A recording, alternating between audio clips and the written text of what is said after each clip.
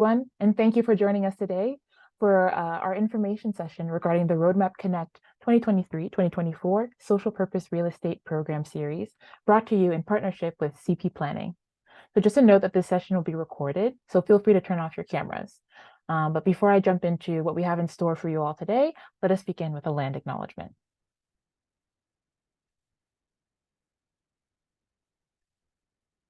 And so we are situated on Indigenous lands of many First Nations. This sacred land has been a site of human activity for over 15,000 years, serving as the home of Indigenous people and nations long before the colonial documentation of time.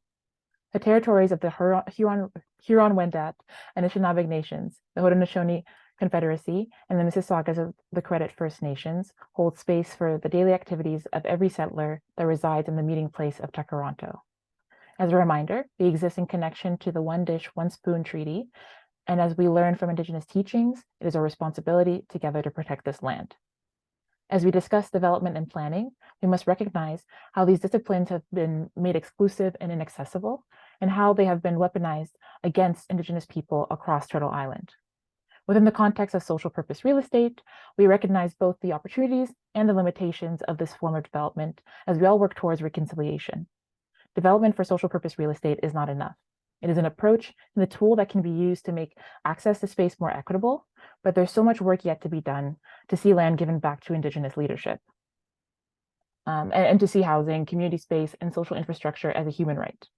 The Infrastructure Institute is a training, advisory, and interdisciplinary research hub at the University of Toronto School of Cities, and we're working together to build local and global expertise, integrated planning for civil and social infrastructure, decision-making, and project delivery. So thank you again, everyone, for joining us. So the agenda for today is as follows. We'll start off with an introduction to the Infrastructure Institute, and then we'll do an overview of the Roadmap Connect program. We'll do an introduction to the Infrastructure Institute's groundwork initiatives and explain how it intersects with the programming that we're going to be talking about today.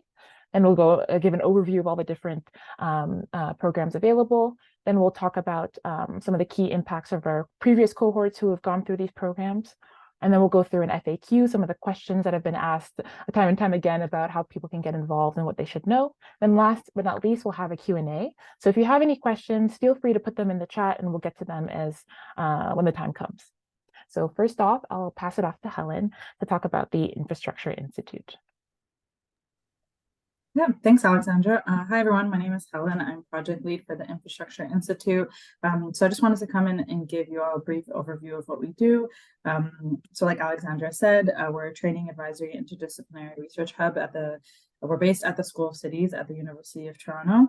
And we really try to, when we talk about infrastructure, take a broad approach to it. So really thinking about, not only the more traditional, like civil kind of hard infrastructure of roads and transportation systems, but also social infrastructure, community spaces, affordable housing, different public services, and trying to think about how these things can be better integrated and support decision-making and project delivery to make sure our cities are built in a more sustainable and equitable way. So the kind of different categories of work we do a lot of advisory work where we conduct research and design for infrastructure leaders and practitioners, and that is really focused on our portfolio of work on what we call creative mixed use development. We also do research and then training, which is the big thing that we're going to be talking about today, where we kind of train different leaders across nonprofit, public, different sectors, and specifically here where we're working with organizations to try to support organizations who are interested in social purpose real estate. And that we do that under our groundwork initiative, which Alex, my colleague here, leads, and we'll talk a little bit more about later.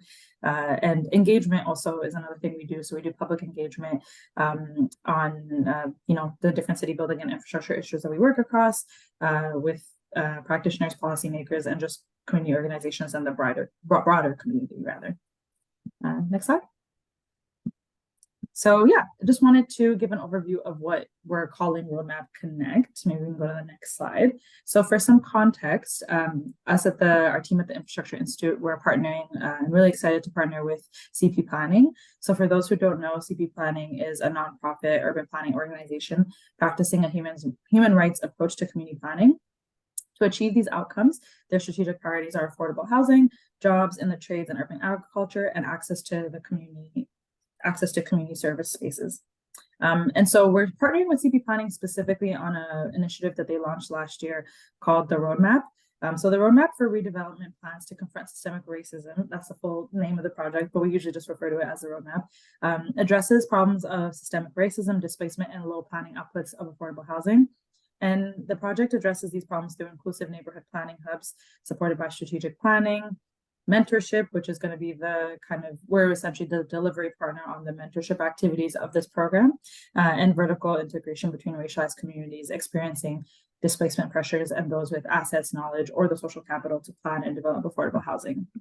So in this partnership, we're essentially going to be delivering all the sort of mentorship and capacity building activities under the Roadmap project with our team at the Infrastructure Institute leading it.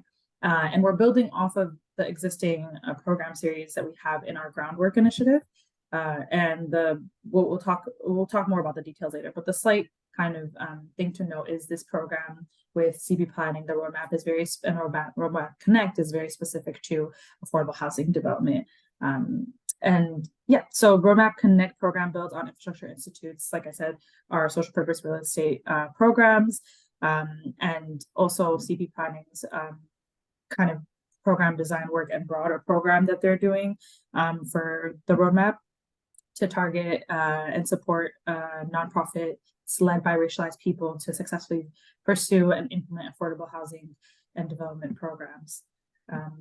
Yeah, and so just to recap again, what we're calling Roadmap Connect is a series of programs, training opportunities, capacity building activities that Infrastructure Institute will be implementing and leading over the next couple of months. And that's in partnership with CP Planning. So I think I'll pass it to Alex now to get more into the details of what the programs are. Sure, thanks, Helen.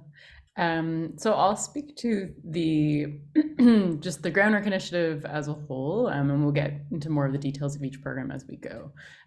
So part of the Infrastructure Institute's offerings, like our full set of offerings, is the groundwork initiative. So this initiative has been designed by our team with the intent to support the development of more social purpose real estate projects, so like affordable housing, community spaces, etc. Through the development of a supportive network and series of programs. So groundwork encompasses both an ecosystem of leaders in the field, events, networking opportunities, as well as a structured series, program series, which is what we're discussing today. So that's really the focus for right now. So the Social Purpose Real Estate Program Series is a capacity building program series designed to support and speed up pre-development processes. So like concept planning, like navigating, what planning processes do you have to, go through for a specific site or specific kind of project? How do you get startup funding, seed funding, to even like start pitching the concept to other potential partners and investors. And this is all of our programs are focused on working with mission-driven organizations, so nonprofit organizations or charities who wish to invest in their own spaces or expand their mission by developing a new space. Next slide, please.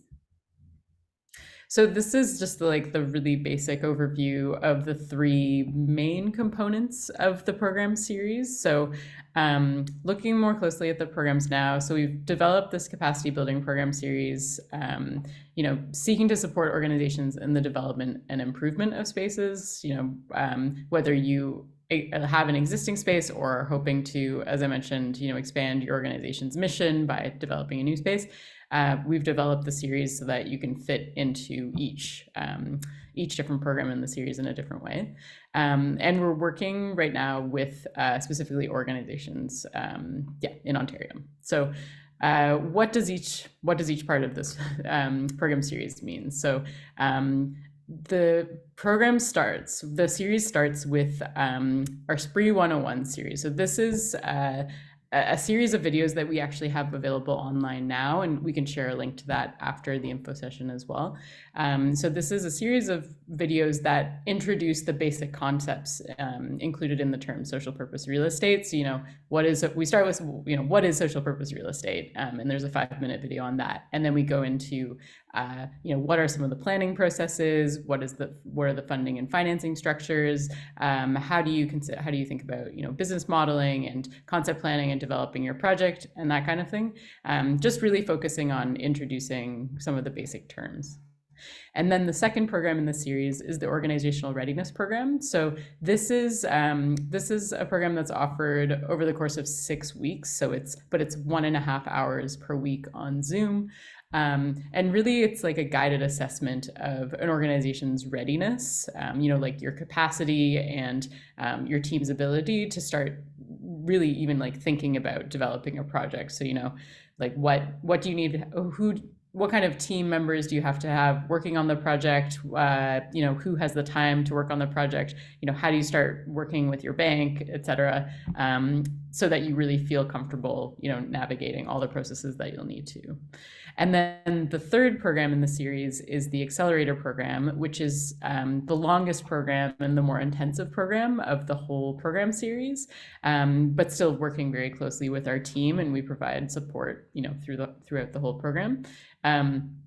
In this program, so this is where we work with organizations that either have a confirmed site for a project or like a strong concept in mind. Like, okay, well, we're an organization and we have a community space, but we want to develop housing on top. Well, or like we want to find a new site for the project, you can go through the Accelerator program and our team will work with you and go beyond capacity building and actually, start developing some of the drawings, some of the planning checklists we'll go through together, and working on like a business plan and looking at how you can start to fundraise and really, gain support for the project that you're working on. So that's a more intensive 6-month long program, but it really if you go through each step of this program series, you'll be well prepared by the time you get to the Accelerator program.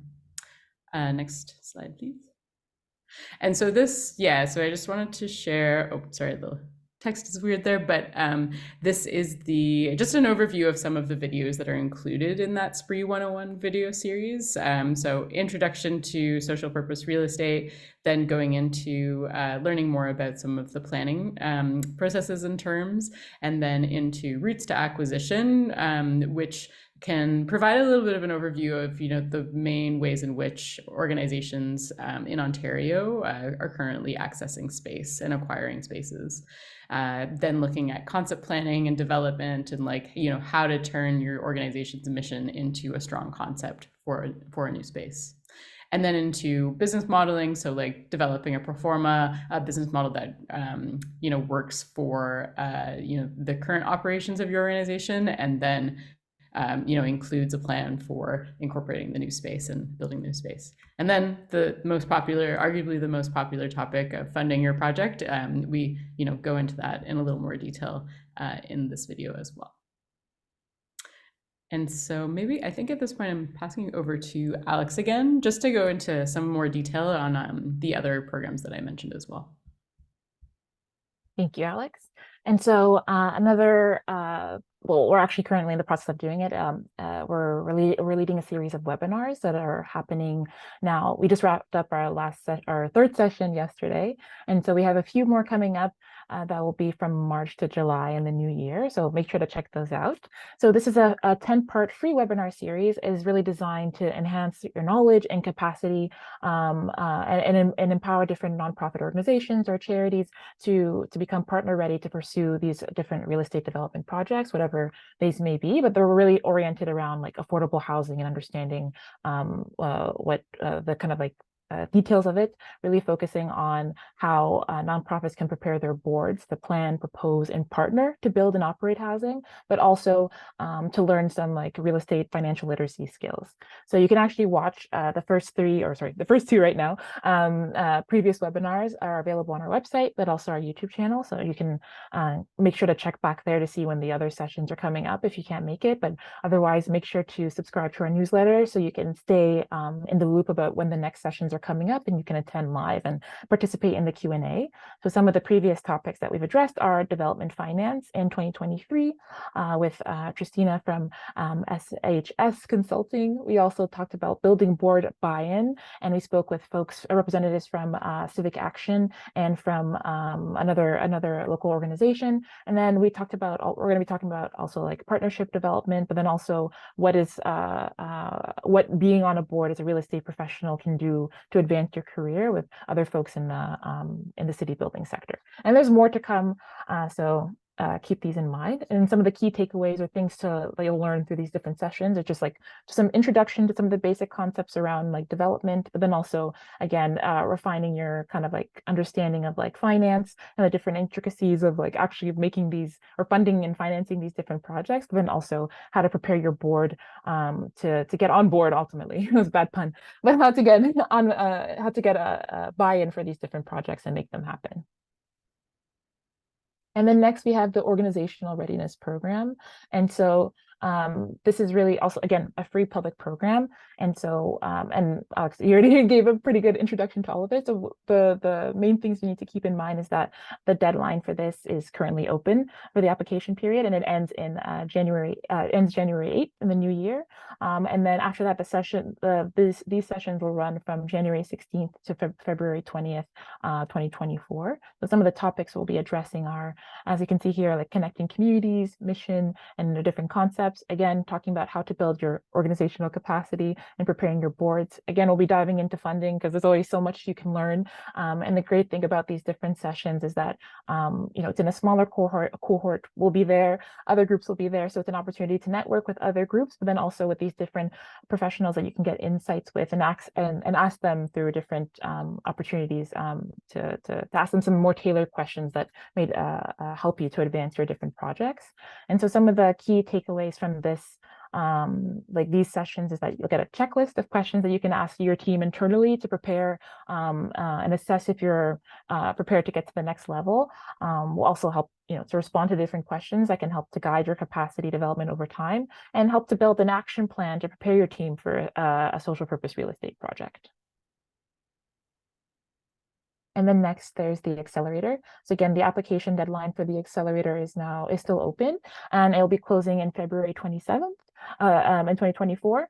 And the program dates, this will be starting from March 28th until September 5th, 2024. So again, it's a 6 month process, so it's a bit longer, more involved, and some of the topics we'll be addressing are, again, concept planning, trying to figure out what exactly your project will be. We'll be talking about funding and financing, things called developing a pro forma, a fancy word for just figuring out the costs associated with actually building an actual building, and also talking about different legal considerations and all the different things that you'll need to keep in mind.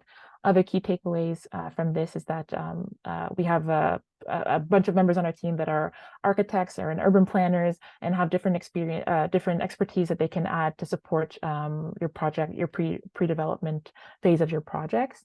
But then there'll also be help increase your understanding about funding and financing, helping to expand your networks. And at the end, there's also a pitch night to potential partners. And maybe I'll let Alex explain a bit more about some of these details and as well about the eligibility for these different programs. Sure. Thanks, Alex. Yeah, so I think, so in terms of, I think that was all, that was a great overview of all the details for each program. And then we have a summarized slide at the end so you can kind of compare as well. But in terms of eligibility for the Roadmap Connect Organizational Readiness Program and the Accelerator, because those are the two programs that we ask organizations to apply to. But for the really for the organizational readiness program, it's just to confirm like basic eligibility. You're a nonprofit organization or a charity based in Ontario. And then for the accelerator, the eligibility, or like we actually have a bit of a lengthier application review process, but still like kind of follow the same basic eligibility criteria listed here. So again, open to all registered nonprofits and charities based in Ontario, and then able to demonstrate that you have an interest in developing a housing focused project. So specifically for the Roadmap Connect version of all of these programs, we're focusing on organizations working on projects that have some sort of housing component. So that's kind of open to whatever, however your organization is interpreting that, or like exploring the idea of housing. It can be shorter term housing, transitional housing. The main focus is it's affordable housing in some way. And so then you're able to demonstrate approval to participate in the program by the board of directors or the leadership team. We do ask, they are free programs, but we do ask that people show that they're, or state that you are able to commit to the entirety of the programs that you're applying to. So for the organizational readiness program, we ask that people commit to all 6 sessions, and you can alternate with people on your team, but just making sure that someone from your team is there. And same for the accelerator program. 6 months is a long time, but we just want to make sure that you're going to be able to get the full benefit of the full program as an organization and can commit to participating in the program that way. And then in terms of, again, for the Roadmap Connect version of all of these programs, organizations must either be led by a racialized leader or primarily serving racialized populations in Ontario. And that's specific to our partnership with CP Planning for the Roadmap Connect offerings of these programs. And then able to commit to the full program again. Again, that really helps with just your own learning also, and a major benefit of the programs actually is also just like getting to know other organizations and projects that are also in the program, and that's kind of an unstructured benefit of the programs, that we really just try to provide space for people to get to know each other and to learn from each other within the space, while we're also delivering a more structured curriculum too. And then maybe go to the next slide. Actually just has a bit of an overview of organizations that were in the Accelerator program specifically last year. This is the same kind of organizations also that are in the organizational readiness program. So just to give you a bit of a sense of, which organizations are applying. We do work with organizations of like a wide range of capacity and funding structures and program offerings. So for example, we worked with these 9 organizations from Southern Ontario for the Accelerator program last year. And there's one organization that was led by a very strong group of volunteers, and then other organizations that are existing housing providers that have experience doing this work, but we're approaching it in a different way. So we do try to support organizations at all all levels of capacity and ranges of experience in developing these kinds of projects. So, and in last year's program, we had, I think everyone ended up working on housing, which was great because, there's such a need for that right now. But, you could also decide that you'd like to work with a childcare center or incorporate some sort of community space into the project. Again, for the Roadmap Connect version of all of the programs, there has to be some housing component, but that doesn't mean that that's the only thing that you can incorporate into the space. And then part of the Accelerator program, as Alex mentioned, we do match all organizations with a mentor. So just below you can see some of the people that we were able to match organizations with through the program too. Maybe not this slide, but the next slide. Yeah, so this is just maybe we can end with this in terms of just all the program information that we're giving you right now. So this is just a comparison of the two programs, so the Organizational Readiness Program and the Accelerator. And again, just lists the difference in the programs. The Organizational Readiness Program is 6 weeks, 1.5 hours a week on Zoom. The Accelerator programs, it's 6 months. It's also on Zoom, so that's not a problem if you're coming from across the province. Eligibility, same basic eligibility for both programs. We're looking to work with organizations either led by or primarily serving racialized populations from across Ontario. And you just have to be an organization that, a nonprofit or a charity.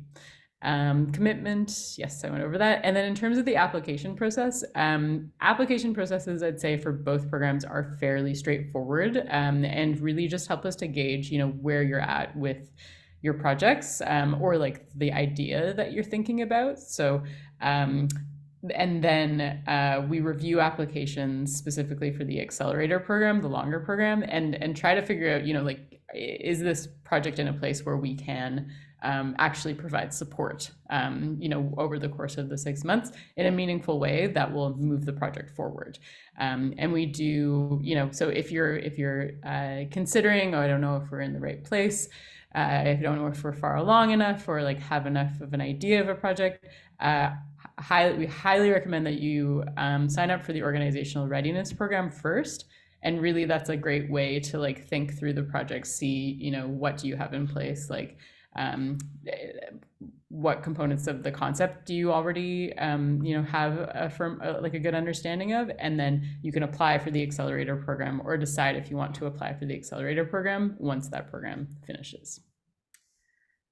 And maybe we'll stop there. I think the next slide is just FAQs, and If it's okay, maybe before we go to this slide, Alex, if we can go back to the last one and just stay on that one for a second, the overview.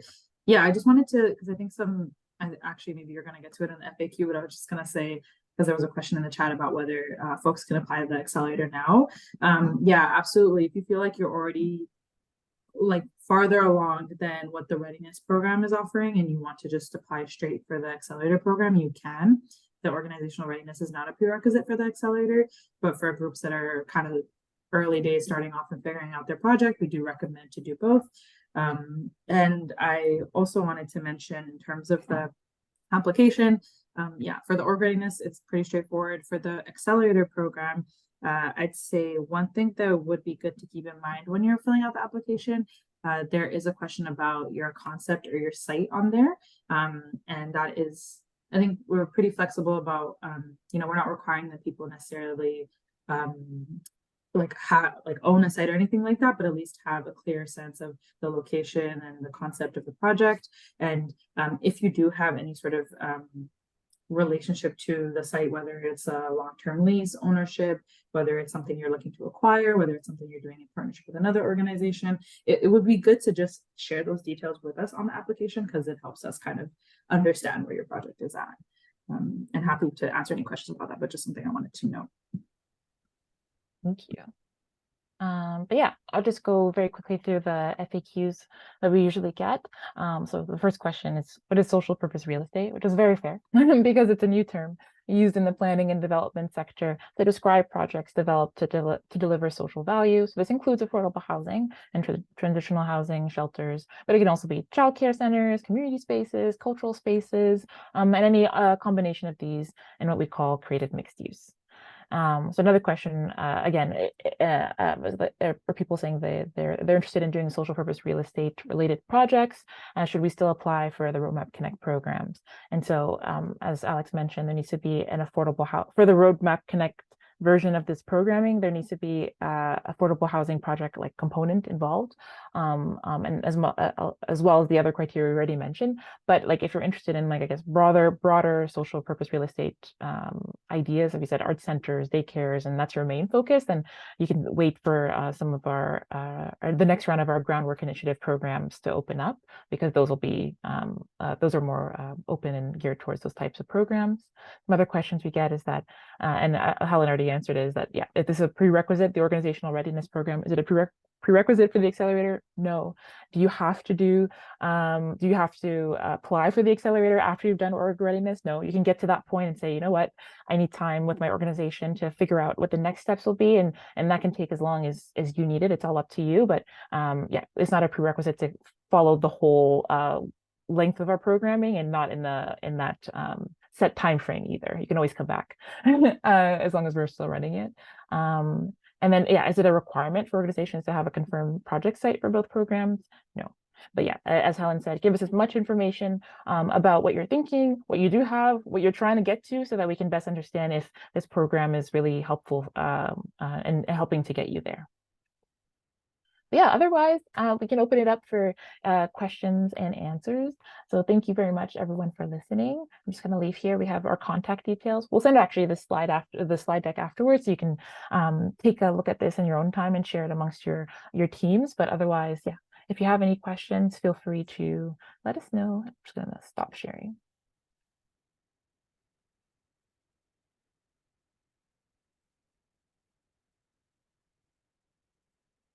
I don't see anything in the chat, I think, beyond what Helen asked. But yeah, if there's any other questions, yeah, feel free to, you can either put them in the chat or unmute yourself. We're happy to hear from you. I wonder too, we can ask now, even just like a show of hands. We wondered, if there are people in the room who are for sure, like, are you, do you know that you want to apply to one of the programs at this point? Thumbs up. Cool. Awesome. Okay,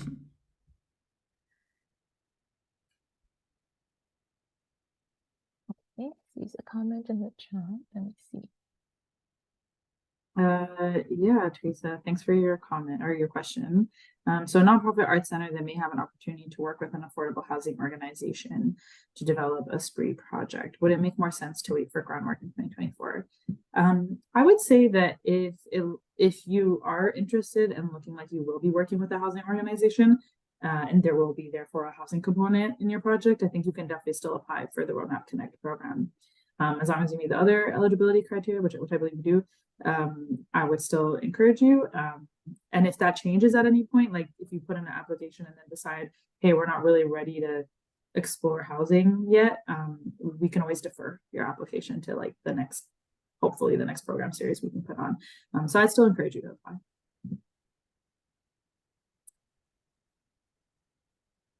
Okay, so we have another question here. When it comes to the accelerator, do you help connect us to builders, planners, architects, etc., or do you give us skills we go to do that ourselves? I can answer this one. Yeah, I would say definitely our team, actually, as Alex mentioned, we have urban planners and architects on staff that can do a little bit of preliminary work with you for no cost, just in terms of, at the conceptual stage. And in terms of connection to other builders and planners and architects, we are, as we mentioned, like building that ecosystem is a big focus for us. So we definitely can support with that connection. I'd say we always say at the beginning of the program that when we're connecting folks, that we're not necessarily giving you vendors that are a pre-screen, like we're not like vouching for any one particular vendor, but we definitely can provide you to access to more professionals that you'll need to hire eventually when you're later down in the process. And then we also, I don't know if this came up, I think we may have mentioned it, we also pair everyone in the accelerator with a mentor. So that is also something that may be helpful. And sometimes the mentors do fall into one of those categories of professionals, but I don't know, Alex, if there's anything you want to add to that. Not really. Yeah, I think that was a great overview of all the information like relating to that. And I think just something that we have said to organizations that are in the cohort this year is that we found that for organizations that went through the first round of the program last year, or like the accelerator last year, going through the program really helped, supported each organization in like advocating for what they would actually like to see with the project when they started meeting with planners and architects after the program. So they were able to, work with our planner, work with our architect, you know, as Helen said, like work on some pretty preliminary stuff and like start drafting things out together. And then you don't have to spend money on that kind of process later with another architect and planner, because then it gets expensive. So you can kind of like play around with some ideas and be creative with our team, and then later, you know, advocate for exactly what you want to see, and how you want to be partnering with an architect or planner later. Another question. Oh yes, the group made up of volunteers. Organization is coming from Stratford, mostly volunteers, lots of different expertise, but real estate is not one of them.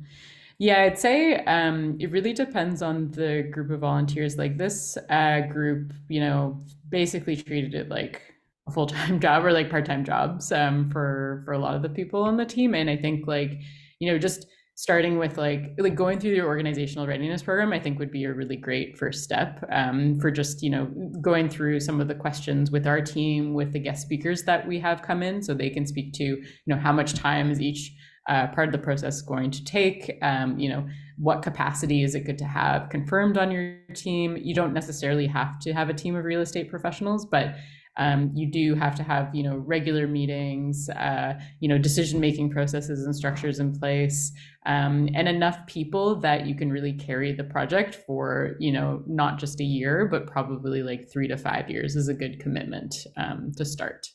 I don't know, Helen, do you want to speak to, because it was soccer Yeah. structured? Yeah, so I would say with that group, it made sense to have them in the Accelerator because they were such a big group, and also because they were coming into the program with having they had gotten basically like council approval in principle that Toronto City Council had committed to providing them and working with them to provide some sort of public land for a community center they're looking to build. So for us, even though it was a group in the nascent stages, they did have a clear concept, like a very clear idea, and they also had that political support that allowed them to continue advocating to find this site and hopefully, you know, access some sort of deal in partnership with the municipality to access, like, for example, an affordable long-term lease. And so through the program, they were also able to get more support, get more partners, more connections. And I think by the end or shortly after, they actually kind of more officially incorporated, able to start building a board, some governance measures. So yeah, I think I would say the same as Alex, like it really depends on where you're at, but the org readiness is a great place to start. Thank you very much. Your questions have been quite helpful.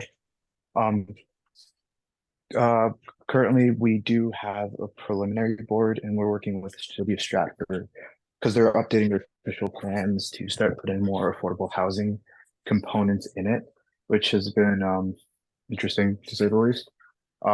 But yeah, what we're thinking of currently is like a community land trust, like in governance structure, which is actually really funny because I discovered community land trust through one of your like newsletters where you talked about the Canadian like community land trust conference, which is kind of like how we even got into the idea of like starting a land trust. I just wanted to ask, like, would there be any support for things like that? Yeah, I'd also say like we're connected to the Canadian network of community land trusts as well, and I know like they're also trying to find ways. I'm sure you're already connected to them and other like by email and like and discussing the project, but I'd say like going through the program for sure, like we're working with the land trust in the program right now, but also like that network is so strong, and there's so many resources and like mentorship opportunities just in like being in that network and staying connected with other land trusts, and they could support with more of the land trust specific like governance structures and like connecting with other organizations that have experience maybe with acquisition processes that are, you know, particular to land trusts. But I think like it's like the resources and programs that we provide are definitely complementary, yeah, and we're working with a land trust right now and have through the organizational readiness program as well. And also I'd say that I think that if those are the sort of things you're interested in looking at when we comes time to finding mentors for folks, I think we're pretty well positioned to like find the right people to support you through that if that's what you're interested in. And I think there's also space in the accelerator to like discuss those if multiple groups, for example, are looking at trying to put together a land trust.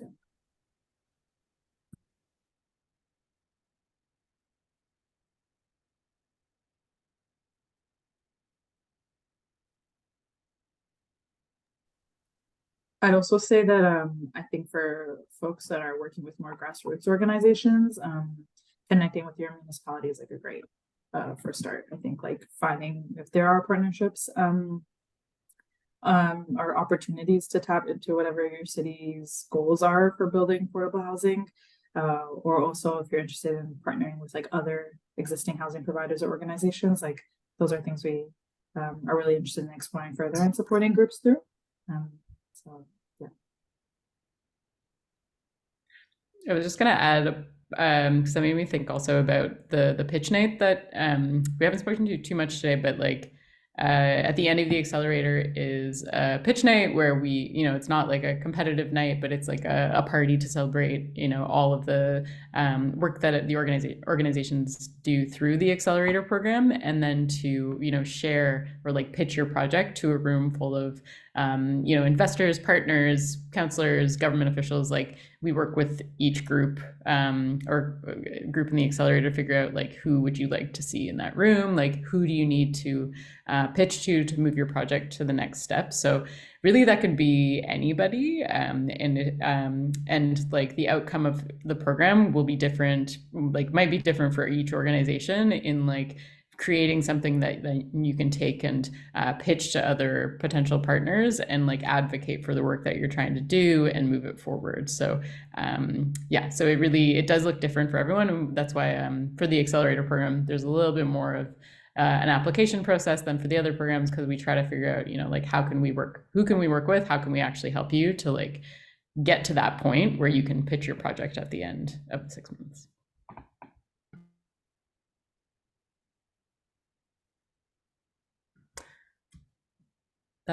Maybe that's it for today. I think we covered everything, but we can put all of this into a follow-up email. And then as Alex mentioned too, like we're all around to answer any questions, to chat through anything. And to like work through the application if you want to reach out and talk through it as well.